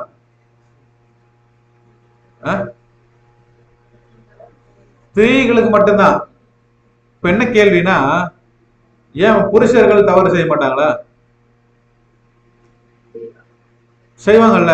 ஆனா அவங்களுக்கு அந்த மாதிரி கட்டளையே இல்லை. ஏன் இதை நம்ம பார்க்க வந்தோம்னா, கட்டளைகள் இந்த மாதிரிதான் இருக்கும். இதெல்லாம் ஆவிக்குரிய ரீதியில இருக்கு. கரெக்டா? ஒரு சில நேரத்துல நம்மளால புரிஞ்சுக்க முடியாது ஏன் இதை சொல்லியிருக்கிறார் அப்படின்னு சொல்லிட்டு. சோ அப்ப இதையும் என்ன பண்ணனா, இந்த கோணத்துல நம்ம பார்க்கணும்.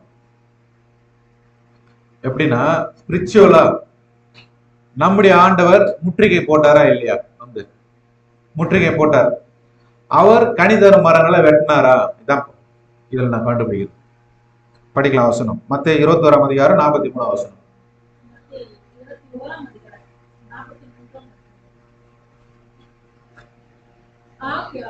தேவனுடைய ராஜ்யம் உங்களிடத்தில் இருந்து நீக்கப்பட்டு அதற்கேற்ற கனிகளை தருகிற ஜனங்களுக்கு கொடுக்கப்படும்.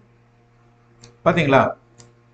சோ இவரும் என்ன பண்றாருன்னா, சத்தியத்தை சொன்னாரு, யூத யுகத்துல இருந்து சுவிசேஷ யுகத்துக்கு டிரான்ஸ்பர் பண்றாரு, தான் முற்றுகை போறது.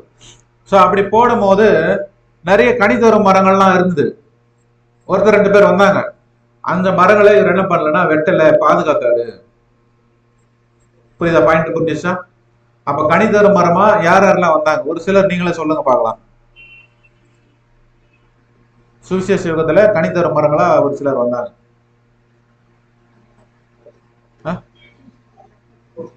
அப்போஸ்தலர்கள், அப்புறம் சீஷர்கள், அப்புறம்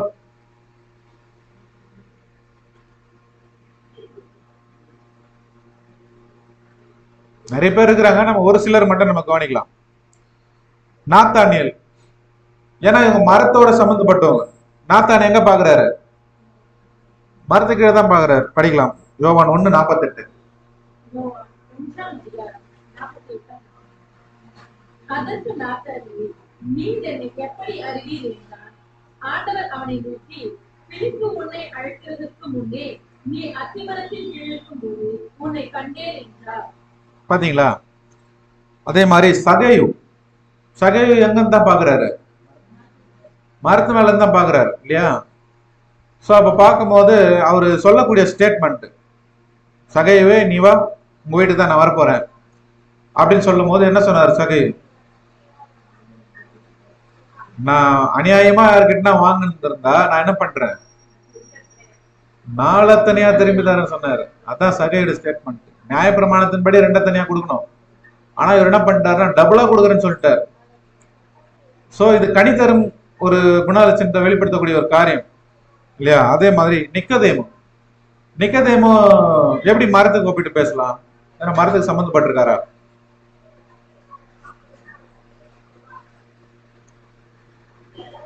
நிக்கதேமு கிட்ட ஒரு டைம் சொல்லுவாரு, சிலுவை மரணத்தை குறித்து பேசுவார். அப்ப ஞாபகம் வந்திருக்கும் நிக்கதேமுக்கு இல்லைங்களா? அதே மாதிரி பேதுரு,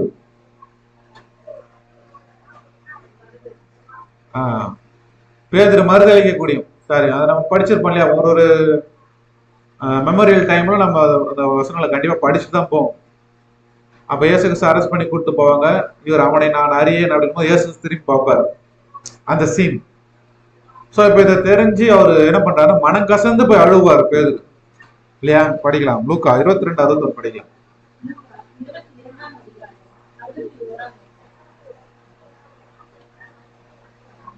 61. அப்பொழுது கர்த்தர் திரும்பி பேதுருவை நோக்கி பார்த்தார். தேவன் கூவுதலுக்கு முன்னே நீ என்னை 3 தடவை மறுதலிப்பாய் என்று கர்த்தர் தன்னிடத்தில் சொன்ன வசனத்தை உடனே பேதுரு நினைவில் கொண்டு வெளியே போய் மனம் கசந்து அழுதார். பாத்தீங்களா? பேதுரு அங்க மனம் கசந்து அழுதானா, ரியலைஸ் பண்ணிட்டார். ஆனா நம்ம சத்தியத்துக்குள்ள பார்க்கும்போது இந்த மாதிரி ஏதாவது ஒரு கில்ட்டி ஃபீலிங் வந்துச்சுன்னு வச்சுங்களேன், எதை சொன்னாலும் செய்ய மாட்டாங்க, ஒதுங்கியே நின்றுவாங்க. ஸோ அந்த கில்ட்டி ஃபீலிங் வந்தவங்க. ஸோ அந்த மாதிரி வரக்கூடாது. நம்ம ரியலைஸ் பண்ணணும். ரியலைஸ் பண்ணி மறுபடியும் நம்ம ஆண்டவர்கிட்ட என்ன பண்ணணும், நம்ம வரணும் இல்லையா? அதனால தான் இயேசு கிறிஸ்து என்ன சொன்னாருன்னா, பேதுரு ரியலைஸ் பண்ணிட்டார், மனம் கசந்து அழுதுட்டார். நான் உயிர் தேர்ந்த விஷயத்த முதல்ல யாருக்கிட்ட போய் சொல்லுங்க, பேதுருக்கிட்ட போய் சொல்லுங்கன்னு சொல்லுவார். படிக்கலாம், மார்க்கு 16:7. மார்க்கு 16:7. நீங்கள் அவருடைய சீஷரிடத்துக்கும் பேதுருவினிடத்துக்கும் போய் உங்களுக்கு முன்னே கலிலேயாவுக்கு போகிறார், அவர் உங்களுக்கு சொன்னபடி அங்கே அவரை காண்பீர்கள் என்று. பாத்தீங்களா? போதும். சோ பேதுருக்கிட்ட போய் நீங்க சொல்லுங்க. அப்போ இயேசு கிறிஸ்து இங்க எப்படி பாக்குறாருன்னா, இவங்களை கனிதரும் மரங்களா பாக்குறாரு. அப்ப இங்க யாரெல்லாம் பேதுரு? நாம் எல்லாருமே பேதுரு தான் இல்லையா? நாம கனி கொடுக்கலனா கூட நம்மள என்ன பண்ணிட்டு இருக்காரு, கனி தரும் மரங்களா பார்த்து நம்மளுக்கு ஏற்ற வேலையில போஜனம் கொடுத்து வழிநடத்திட்டு இருக்கிறார். கரெக்டுங்களா? அப்ப நம்முடைய வேலை என்னன்னா, கனி தரக்கூடிய வேலை தான். இத சகோதர சகோதரிகளுக்கு முன்பாக தான் நம்ம என்ன பண்ணணும், வெளிப்படுத்தி காமிக்கணும். நம்முடைய கோலை என்னன்னா, இந்த ஆவிக்குரிய கனிகளை வெளிப்படுத்துறது தான். ஏன்னா நிறைய சத்தியங்களை நம்ம என்ன பண்ணிட்டோம், வாங்கிட்டோம். அப்ப இந்த சத்தியத்திற்கு ஏற்ற கிரியை நம்ம கனிகளை வெளிப்படுத்தி காமிச்சதுன்னா இந்நேரம் சபையா மாறி போயிருக்கோம். ஆனாலும் நம்முடைய ஆண்டவர் என்ன பண்றாருன்னா வெயிட் பண்றாரு. நான் உங்களுக்காக என்ன பண்றேன், நான் இன்னும் வெயிட் பண்றேன், நான் உங்களை இன்னும் பாதுகாக்கிறேன், நான் இன்னும் உங்களுக்கு சத்தியத்தை கொடுக்குறேன், நீங்க என்ன பண்ணுங்க, கனியை கொடுப்பீங்கன்ட்டு அவர் எதிர்பார்த்துட்டே இருக்கிறார். ஸோ அதுதான் இந்த ஒரு வசனத்தின் மூலமா நாம தெரிஞ்சுக்கக்கூடிய ஒரு காரியம். அப்போ சகோதர சகோதரிகள் மத்தியில நாம் கனி கொடுக்குறவங்களா இருக்கணும் அப்படின்ற ஒரு முக்கியமான ஒரு பாடத்தை நம்ம சொல்லி காமிக்கிறார். இப்ப எத்தனை பார்த்திருக்கோம் வசனம்? 5 பாத்திரமா முடிஞ்சிச்சா? ஸோ இப்ப மழை வர்றதுனால நம்ம மீதி இருக்கிற கட்டளையும் பார்க்கலான்னு ஒரு ஐடியா இருக்கு. மீதி எவ்வளவு இருக்கு? 608 கட்டளை இருக்கு நான் ரெடி தான். இப்ப சாயந்தரம் வரைக்கும் நம்ம பார்க்கலாம், எவ்வளவு பார்க்க முடியுதோ. 613 ஒரு மாசம் உட்காரணும். சரி, நாம முடிக்கலாம். மீதி இருக்கிற கட்டளைகளை தேவனுக்கு சித்தமானால் நம்ம பார்க்கலாம். சரிங்களா? ஓகே. ஸோ இப்போ இந்த பாடத்தின் மூலமா நம்ம கற்றுக்கொண்டு இருந்தோம்னா நிறைய குணலட்சணங்களை தேவன் நமக்கு இப்படி இருக்கணும், இதை செய்யக்கூடாது நம்மளுக்கு சொல்லி காமிச்சார். நம்மளுக்கு வாழ்க்கைக்கு இந்த சத்திய வாழ்க்கையில ஓட்டக்கூடிய வாழ்க்கையில நமக்கு தேவையான காரியங்கள் தான் எல்லாமே. அப்படி இருக்கும்போது நம்ம ஆரம்பிச்சது எப்படின்னா, இயேசு கிறிஸ்து நியாயப்பிரமாணத்தை அவர் நிறைவேற்றினாரா அப்படின்னா லிட்டரலா நம்ம என்ன பண்ணல, லிட்டரலா பார்க்கல. எப்படி பார்த்தோன்னா ஆவிக்குரிய ரீதியில தான் நம்ம கவனிச்சோம். அப்போ இந்த 613 லிட்டரலா நிறைவேற்றிருப்பாரான்றது ஒரு கேள்விக்குறிதான். இப்போ கரெக்டுங்களா? கேள்விக்குறிதான். அப்போ அப்படி இருக்கும்போது, கேள்விக்குறியா இருக்கும்போது, எப்படி ஒரு நியாயப்பிரமாணத்தை நான் நிறைவேற்றினேன், நியாயப்பிரமாணத்துக்கு முடிவா இருக்கிறேன்னு எப்படி சொல்றாரு? இதை மட்டும் பார்த்துட்டு முடிக்கலாம், அவ்வளவுதான். எப்படி சொல்றாரு அத?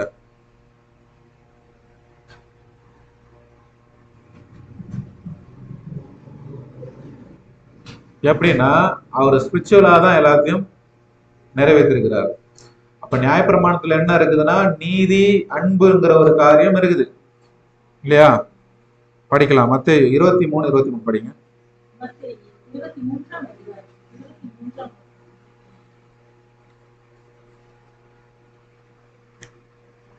மாயக்காரராகிய வேதபாரகரே, பரிசேயரே, உங்களுக்கு ஐயோ! நீங்கள் ஒற்றதாமிலும் தண்டயத்திலும் பீடகத்திலும் தசமபாகம் செலுத்தி நியாயப்பிரமாணத்தினால் கற்பித்திருக்கிற விசேஷித்தவர்களாகிய நீதியையும் இரக்கத்தையும் விசுவாசத்தையும் விட்டுவிட்டீர்கள். இவைகளையும் செய்ய வேண்டும், அவைகளையும் விடாதிருக்க வேண்டும். பாத்தீங்களா? நீதி வேற என்ன இருக்குது? இரக்கம், விசுவாசம், இவ்வளவு காரியங்கள் நியாயப்பிரமாணத்துல இருக்குது. நீங்க அதையும் செய்யணும், இதையும் செய்யணும் அப்படின்னு சொல்லிட்டாரு. ஸோ மறுபடியும் என்ன கேள்வின்னா, எப்படி நம்ம ஆண்டவர் இதை நிறைவேற்றினார் அப்படின்னு பார்க்கும்போது, தேவனுடைய திட்டத்தை கரெக்டா என்ன பண்ணாரு? செஞ்சு முடிச்சாரு. இதுதான் நிறைவேற்றினதே. நியாயப்பிரமாணத்தினுடைய நிறைவேறுதல் என்னன்னு பாத்தீங்கன்னா, தேவனுடைய திட்டத்தை, தேவன் மனசுல இருந்த காரியத்தை, அவருடைய சித்தத்தை இவர் கரெக்டா நிறைவேற்றினார். இதுதான் நியாயப்பிரமாண நிறைவேறுதல். கடைசி ஒரு வசனம் படிச்சு முடிக்கலாம். கலாத்தியர் 5:14.